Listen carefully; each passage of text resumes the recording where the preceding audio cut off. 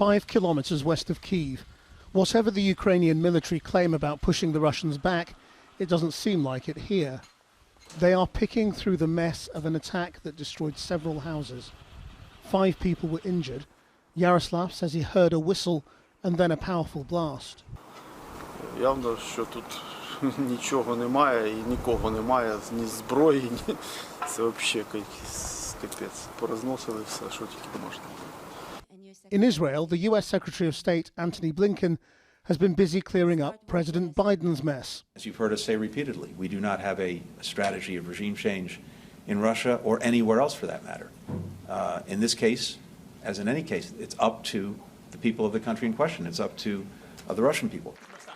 Joe Biden's slip yesterday, for God's sake, this man cannot remain in power, has given Putin the justification to argue America is trying to decide who runs Russia. Sans faire la guerre et sans escalade. On French television today, President Macron declared he would not have used Biden's words. But Ukraine's president is losing patience. Відсоток від усіх літаків НАТО і 1% усіх танків НАТО. 1%. Ми не просили більше і не просимо більше. А чекаємо вже 31 день. Тож, хто керує євроатлантичною спільнотою? Невже досі Москва через залякування? They fear escalation in Kharkiv, where thousands are now hiding in the tunnels and stations of the subway. This city was once the futuristic hub of Ukraine's tech sector. Now they're living like it's the Second World War.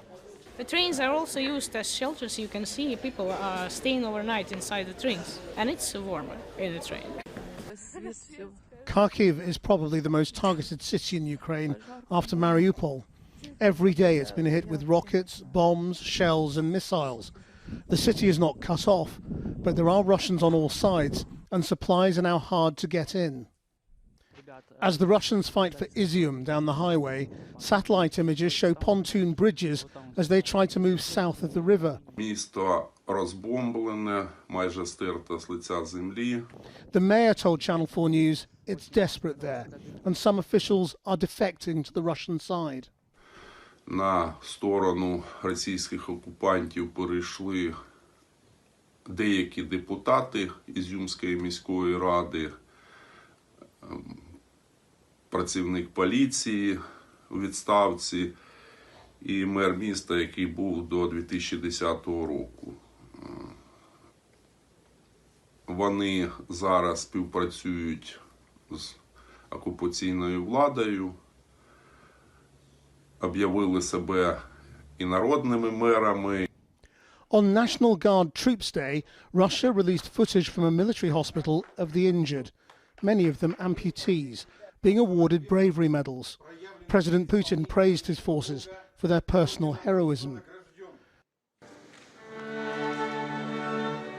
Back in Kharkiv, the Philharmonic Orchestra played for what should have been the International Music Festival. Their director told them, amid the darkness, there are eternal values and a future in our country. That remains to be seen. Well, a short time ago, I spoke to the Ukrainian MP, Lesia Vasylenko, who is in the capital, Kyiv. And I began by asking her what she made of President Biden's comments and whether she wished America did want regime change. I think it should be a global policy if the world wants to live in the peace and security framework that we so well know and that we so well value.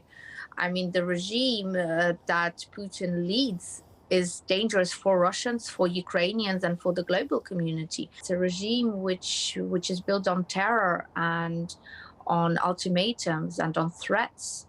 That regime has nothing in common with democracy or the benefits that the 21st century can offer human beings in general.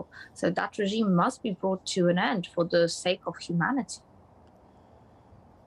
I suppose the reaction to President Biden's comments, though, reveal what the Western world perhaps sees as the end state of this war, which is that Putin will still be in power, the sanctions will be relaxed, and everyone will carry on as if nothing had happened. Do you think that's at all acceptable after what has happened in Ukraine already? That is not acceptable, and that is not possible. That is not a plausible outcome of anything that is happening today in Ukraine and also in Russia. The situation with Russia's aggression has escalated to something unprecedented. And unless he is stopped, Vladimir Putin and his army will carry on pushing into Ukraine and also beyond Ukraine. They have time and time again in different formats dropped hints that they are very much interested in invading Poland, in invading the Baltic states, and essentially rebuilding a larger Russian empire. So unless the US and the US president are happy to see that happen in the world, and I think they're not, then something must be done, and something must be done right here, right now. We have heard about a new round of talks beginning, though, and it's possible after Russia's announcements yesterday that they are seeking Donbass to be Russian. If that is their negotiating position, what is Ukraine's?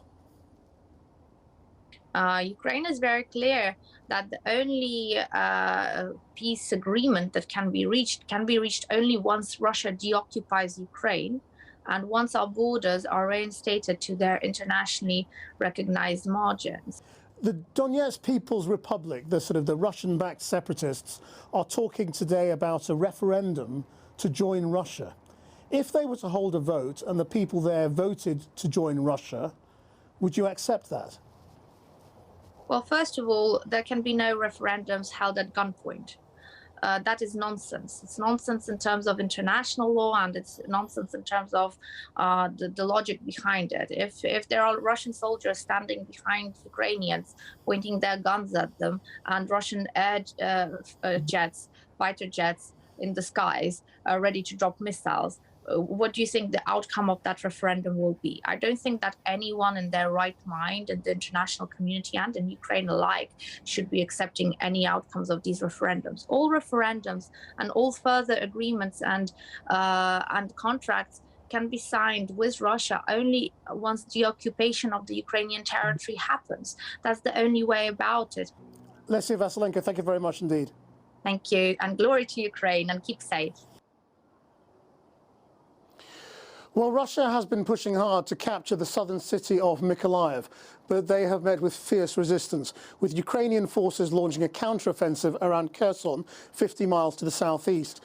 The city is a key strategic point on the road to the Black Sea port of Odessa and has come under heavy fire. Our chief correspondent, Alex Thompson, is in Mykolaiv now. Alex. Indeed, Kherson represents a key prize for the Ukrainian army, potentially, but it's only potentially at the moment. Here in Mykolaiv, it's about 50 miles northwest of Kherson. It presents an odd picture, frankly. Yes, we're inside tonight because of the potential for airstrikes and shelling and so forth, and a curfew. But actually what the Russians are throwing into this area is frankly bizarre. Reports today from the Ukrainian military that they downed 30 cruise missiles here, 2 in Odessa. We can't confirm that. Yesterday, a small landing party apparently was beaten off by small arms fire along the coast from here. It's very sporadic what the Russians are doing.